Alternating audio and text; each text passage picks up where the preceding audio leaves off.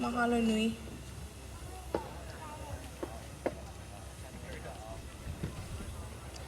Aloha and mahalo for everybody showing up today and everybody that has participated in making this event happen. Kalamai, getting over a ma'i, getting over a little sick here. So my name is Timothy Michael Reis. I am the Vice Chair of Hui Aloha Aina o Anahola. Our organization was created as a result of a number of different factors, mainly the Na'iaupuni effort. It was Auntie Nani and our chairperson, Shane, attended a protest Na'iaupuni event, I believe on the Big Island. And after attending that event, they came back and said, we need to do one of these here. Our people need to be informed as to what's happening. So a small group of people here on Kauai organized to produce that protest Na'iaupuni event, which happened, I believe, November 2015. After we had completed that event, actually Walter Riddy was a speaker at that event. After we created that event, we said, wow, we can, that wasn't too hard. We should do some more of these events and provide the community with some of the information that is coming out of University of Hawaii, some of the PhDs. So we began a series of educational events called Halavai Ku'okoa. And those were made free to the public. One of those events, or one of those speakers, I recommend, you can find those videos online, was Ka Ho'okahi Kanuha from the Big Island.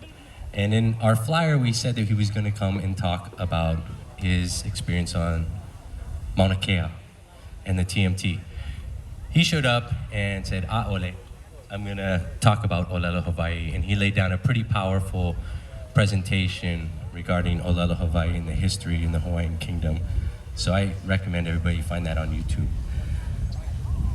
At about the same time we were doing these events, there was also another discussion occurring regarding associations and entities that accurately represent Hawaiian Kingdom subjects, their supporters, and people who were being exposed to the idea that the Hawaiian Kingdom continues to exist as a subject of international law.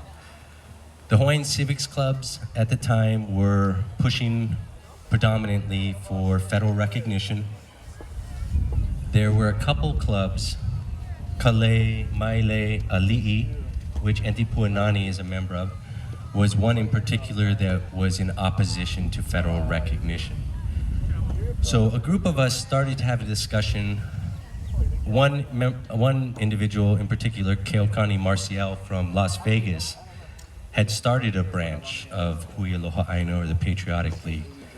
And we decided to create an association, a deliberate assembly using parliamentary procedure, Robert's Rules of Order, to represent Hawaiian Kingdom subjects and their supporters. It was the Na'iaupuni process who really brought it to our attention that one of the first things they did is they decided to use Robert's Rules of Order.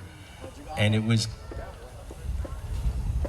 kind of clear that that was almost a requirement for anybody to recognize your association as being legitimate almost. If you were going to get up and speak to certain entities, I believe that parliamentary law is a recognized process where people are democratically elected.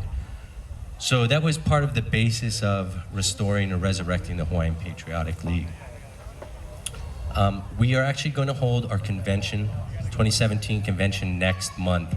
There are currently 5 branches, 2 on Oahu, 2 on the Big Island, Hilo and Waimea, and Kalamai, 6. Las Vegas, and here in Anahola. At that convention, we have our elected delegates, and they will be determining what is the future and the direction of the Hawaiian Patriotic League and how they can serve our Lahui. We really are looking for people to bring all their mana'o, what they're passionate about, to the table.